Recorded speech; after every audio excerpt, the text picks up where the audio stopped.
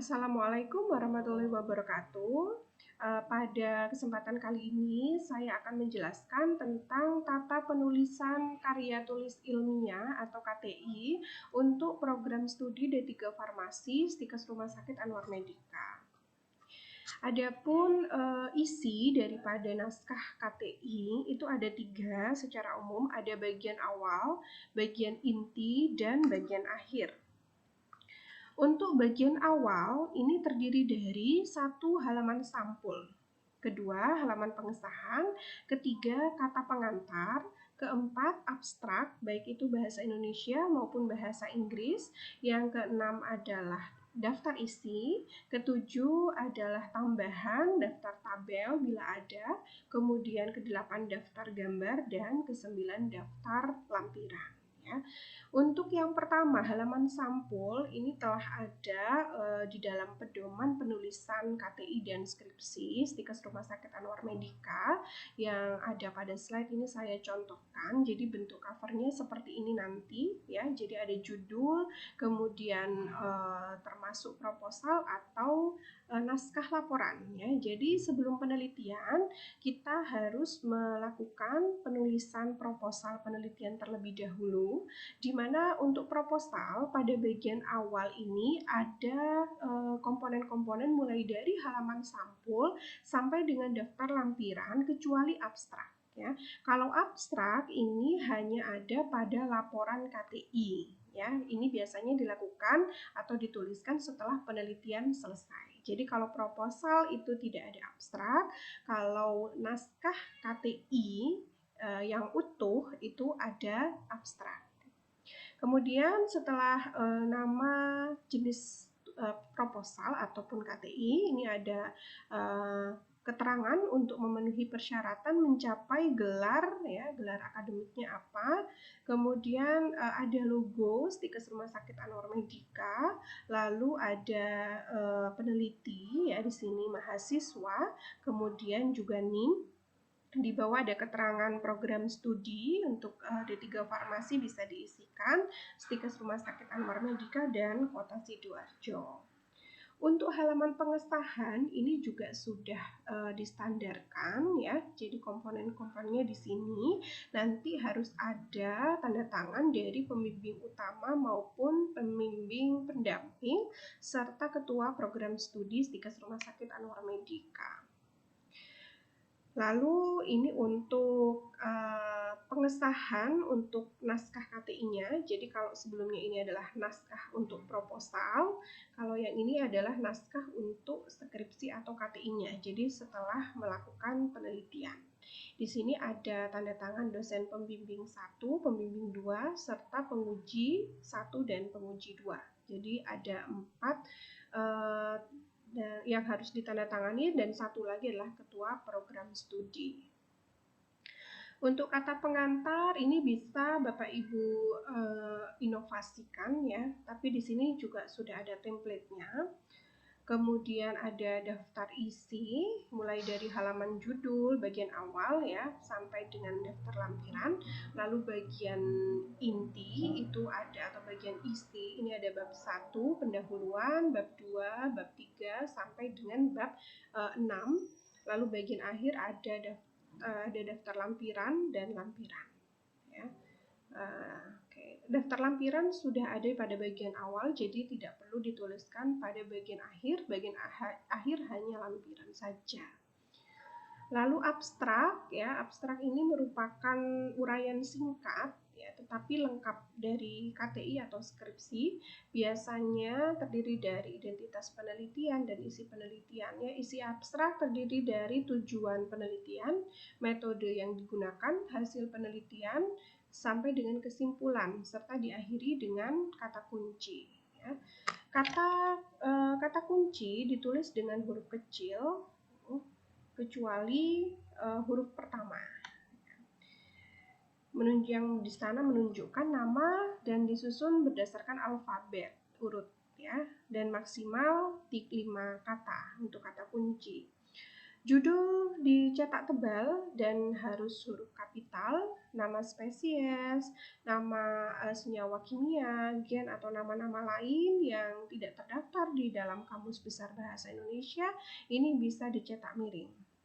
Nama yang lebih dari 2 kata, kata yang di tengah ditulis inisialnya saja.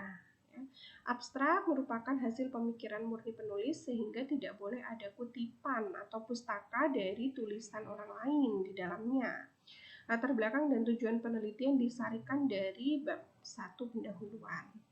Metode penelitian disarikan dari bab metode penelitian, bab 3. Nah, hasil penelitian disarikan dari bab hasil dan pembahasan serta kesimpulan dari bab kesimpulan dan saran. Abstrak ditulis dalam 2 bahasa, yaitu bahasa Indonesia dan bahasa Inggris, dengan ketentuan jarak 1 spasi dalam 1 alinea terdiri dari 250 sampai 300 kata. Ini adalah contoh dari penulisan abstrak, ya, terdiri dari judul, kemudian identitas abstrak, ya, dan juga isi daripada abstrak tersebut, kemudian diakhiri dengan kata kunci. Untuk daftar tabel ini bisa dituliskan apabila di dalam naskah KTI terdapat tabel-tabel, ya, lebih dari 1 sehingga harus diberikan daftarnya. Lalu ini adalah contoh daftar gambar dan daftar lampiran.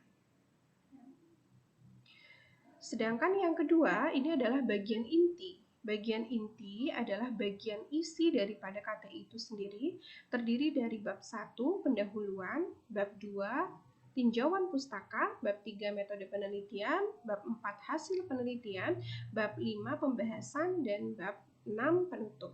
Ya. Untuk bab 1 pendahuluan, jadi di dalam pendahuluan ini lebih memunculkan adalah adanya latar belakang daripada penelitian. Jadi kita itu mau meneliti apa, latar belakangnya, alasannya apa, baik secara empiris maupun secara data dan teoritis, ini semuanya dimasukkan di dalam latar belakang. Hal-hal penting apa yang menjadi landasan kita dalam meneliti, alasan kita dalam meneliti ini dituliskan di bab 1 latar belakang penelitian. Nah, kemudian dari adanya latar belakang yang ada, maka dari situ kita bisa menuliskan rumusan masalah yang kita tangkap dari adanya latar belakang tadi. Ya. Misalnya saya ingin meneliti tentang aktivitas dari suatu bahan alam, ya, misalnya daun semanggi air yang dicurigai memiliki aktivitas anti kanker. Ya. Jadi di latar belakang saya bisa menuliskan mengapa sih saya ingin meneliti daun semanggi air sebagai anti kanker, ya. Misalnya alasan saya yang pertama adalah alasan empiris dan yang kedua alasan teoritis. Kalau dari alasan empiris itu bisa saya tuliskan bahwasanya daun semanggi air ini merupakan tanaman yang menjadi bahan makanan khas dari masyarakat Surabaya sehingga kita harus mengeksplorasinya untuk kepentingan meningkatkan pengetahuan masyarakat terkait dengan budaya dari kita, ya, dan sebagai tentunya warisan budaya, ya. Kemudian alasan yang kedua secara empiris ternyata semanggi air ini banyak digunakan, dipercaya masyarakat sebagai antipiretik atau penurun panas dan juga untuk memperlancar siklus menstruasi. Itu dari segi empirisnya, ya, ternyata juga bisa dimanfaatkan. Kalau secara teoritis ini saya bisa memasukkan bahwasanya di dalam daun semanggi air itu terdapat komponen bahan-bahan kimia, ya, senyawa kimia metabolit sekunder yang memiliki aktivitas anti kanker. Misalnya quercetin, ada pederin gitu, ya. Kemudian golongan-golongan dalam flavonoid, nah, dan juga genistein ini yang mungkin berpotensi nantinya sebagai anti kanker. Nah, di dalam alasan teoritis kita juga bisa menuliskan penelitian-penelitian terdahulu ya. Misalnya terkait dengan anti kanker itu sendiri, apakah sudah ada penelitian yang mendahului ya. Nah, di sini saya cari misalkan ya, saya menggunakan aktivitas anti kanker ini untuk kanker serviks misalkan. Kemudian saya cari literatur, ternyata sudah ada penelitian di kanker payudara misalnya ya. Maka di latar belakang kita harus menyampaikan ya secara komprehensif ya bagaimana penelitian-penelitian sebelumnya sudah dilakukan.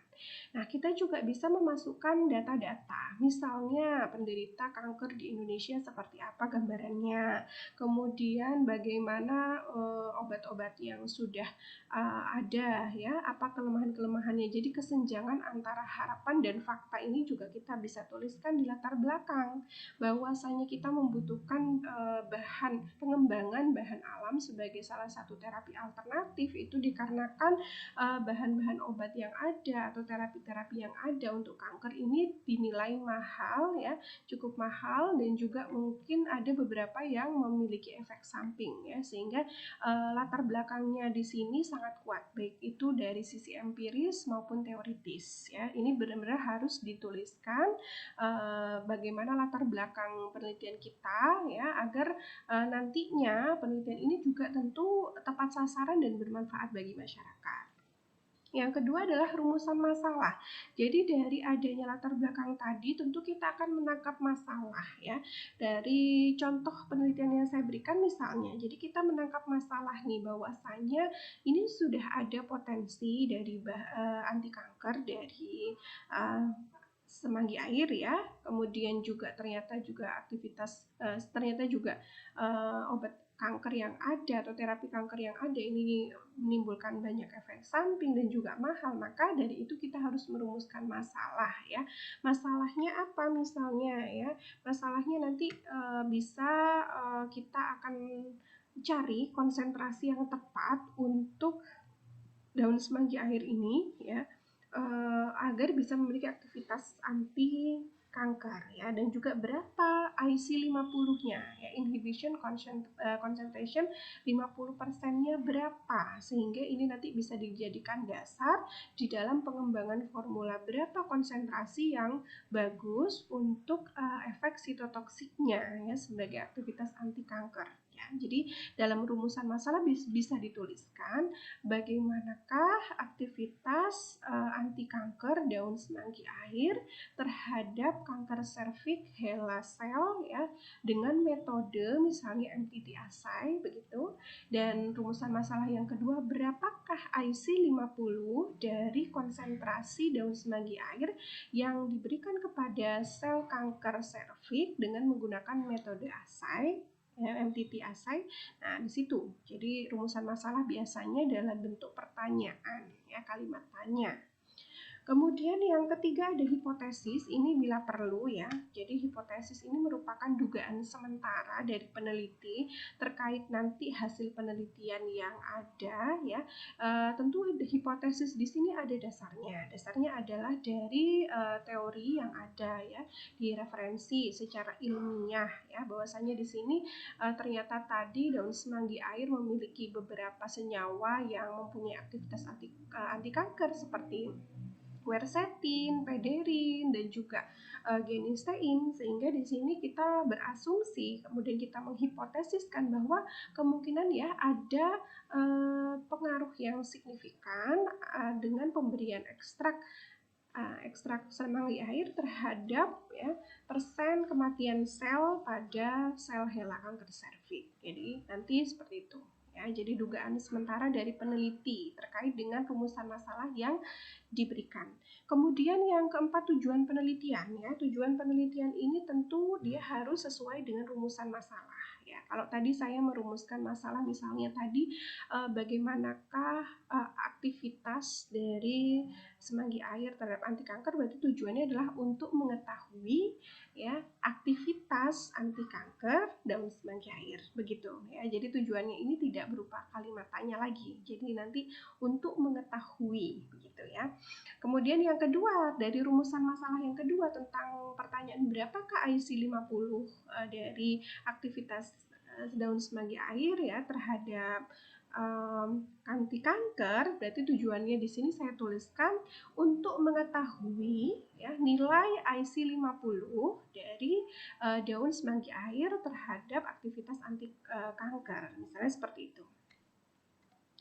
Lalu manfaat, dalam bagian ini disebutkan mengenai manfaat dari hasil penelitian yang akan dilakukan, mencakup manfaat secara teoritis bagi ilmu pengetahuan maupun manfaat praktis bagi masyarakat luas. Begitu ya, baik itu mungkin di tempat fasilitas kesehatan ya, kalau kita dalam bidang kesehatan di apotik, di rumah sakit, manfaatnya bagaimana itu secara efek praktisnya. Kalau efek teoritis ini tentu bagi ilmu pengetahuan alam ya, dan ilmu pengetahuan dan juga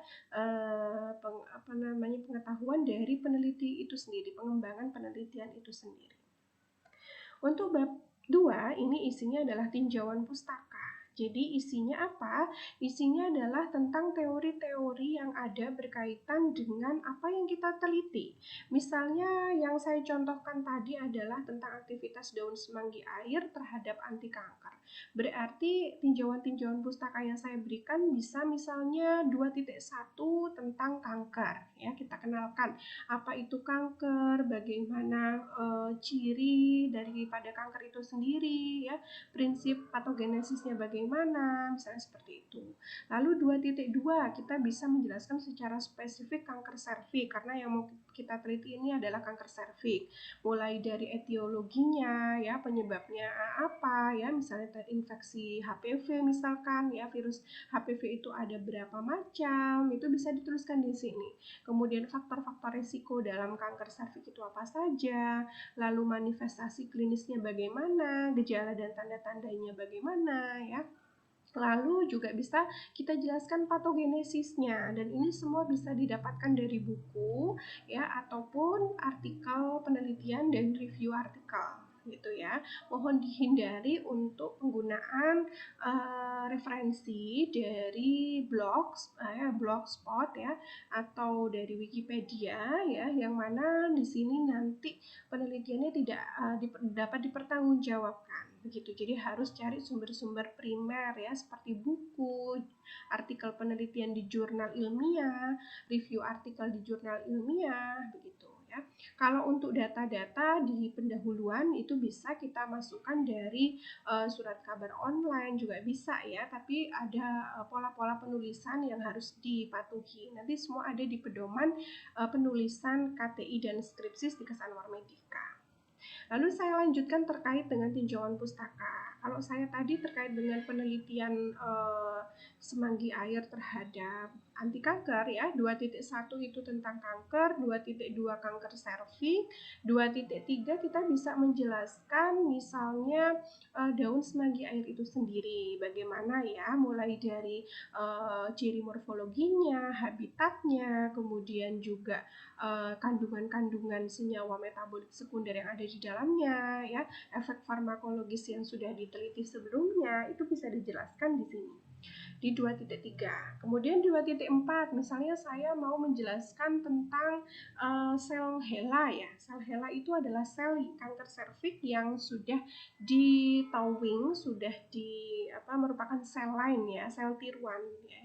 Istilahnya dia diisolasi awalnya dari penderita kanker Henry Talak, kemudian ditaruh di bangun sel ya. Nah, ini bisa saya jelaskan apa itu sel HeLa. Jadi, instrumen yang kita gunakan juga bisa kita jelaskan. Atau kita mau meneliti terkait dengan farmasi komunitas di suatu tempat, misalnya di apotik atau di rumah sakit, itu kita bisa jelaskan apa itu rumah sakit, bagaimana manajemen pengelolaannya, ya, itu bisa kita masukkan. Atau kita juga bisa memasukkan wilayah, kita misalnya mau meneliti di Kecamatan Jambangan, Surabaya, yang di situ nantinya ada sumber-sumber informasi terkait dengan hal-hal yang mau kita teliti, itu juga bisa kita masukkan. Kemudian di 2.5 misalnya saya mau memasukkan tentang ekstraksi, metode ekstraksi, karena ini kan mau mencari bahan alam dari semanggi air untuk diujikan untuk anti kanker, berarti saya harus ekstraksi dulu. Kita bisa jelaskan di situ metode ekstraksi itu apa saja gitu ya, jadi harus sejelas-jelasnya Itu terkait semua komponen yang mau kita teliti itu di tinjauan pustaka. Lalu di bab ketiga, metode penelitian. Ya, di metode penelitian ini ada kerangka konsep. Kerangka konsep ini isinya adalah bagian yang seperti diagram begitu, yang menunjukkan konsep awal teoritis yang menuju ke arah penelitian kita. Dasar-dasar konsepnya apa, kemudian yang mau kita teliti apa. Lalu ada waktu dan tempat penelitian, ini di mana dikerjakan dan kapan waktunya harus dijelaskan sejelas-jelasnya di dalam bagian inti. Kemudian bahan dan alat penelitian ya. Kalau penelitian laboratorium biasanya menuliskan bahan dan alat. Tapi kalau penelitian berkaitan dengan komunitas, begitu ya, kita bisa masukkan populasi dan sampel sebagai penggantinya ya. Kemudian yang keempat adalah metode kerja. Jadi di sini harus kita jelaskan bagaimana prosedur kerja yang mau kita laksanakan mulai dari awal sampai dengan akhir penelitian ya secara rinci. Lalu analisis data. Analisis data nanti dari analisis data ini berkaitan dengan setelah kita punya data dari hasil penelitian kita, ini mau kita analisis seperti apa modelnya ya. Nanti ada materi tersendiri terkait macam-macam analisis data.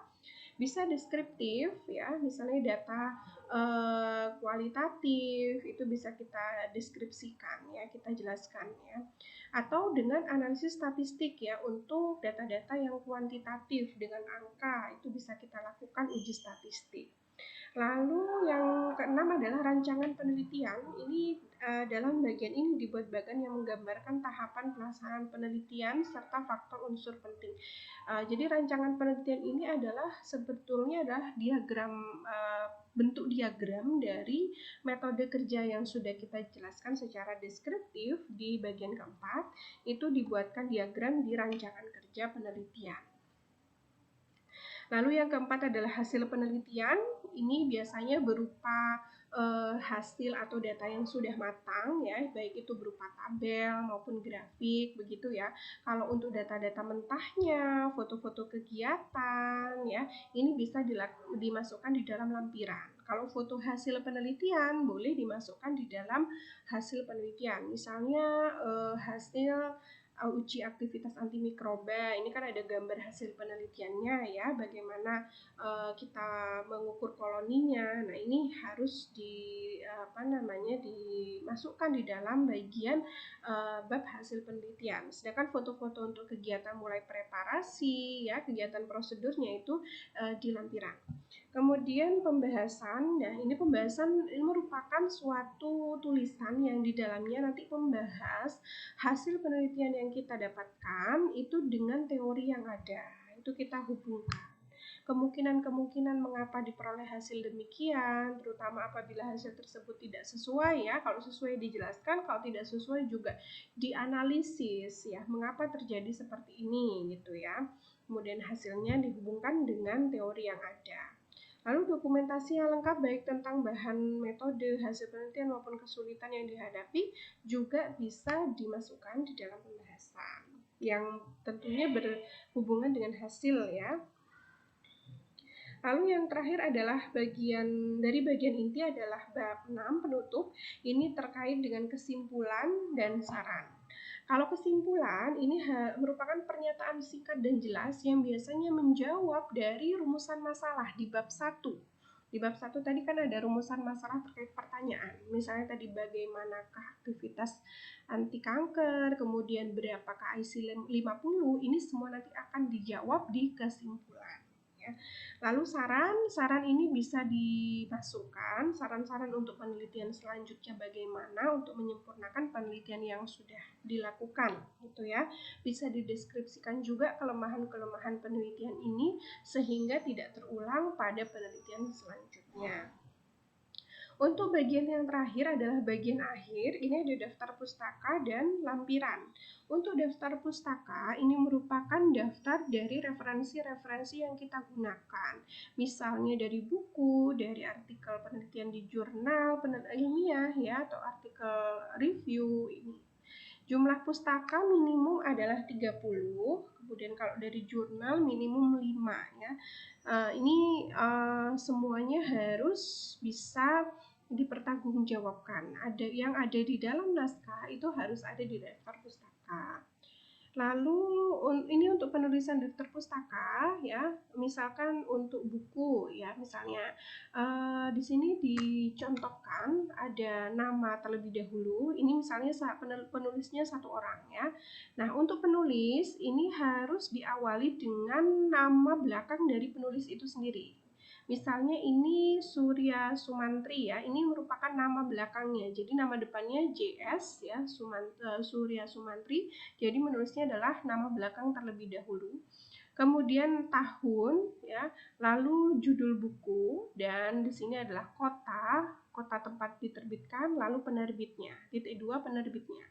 Nah, ini contoh-contohnya. Kalau penulis lebih dari satu orang ya, misalkan 2 orang, ini dituliskan dengan ada kata hubung dan.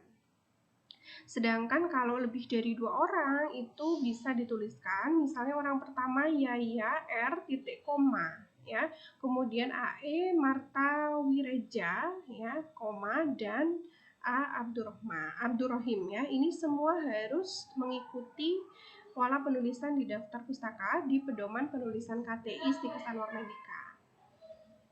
Begitu juga untuk buku terjemahan, buku terbitan dari lembaga organisasi atau organisasi, misalnya dari Kemenkes, begitu ya, ada aturannya. Kemudian dari misalnya kita ambil dari peraturan, undang-undang, itu juga ada tata cara penulisannya. Dari artikel pada jurnal ilmiah juga ada ya, di sini ada judul artikel penelitiannya, kemudian ada nama jurnalnya, lalu volume keberapa ya, edisi keberapa, volume keberapa, nomor berapa, dan halamannya. Lalu artikel dalam proceeding misalnya ya, proceeding itu adalah suatu kumpulan artikel-artikel hasil penelitian yang diseminasikan di suatu forum seminar misalnya. Ini juga bisa kita rujuk ya.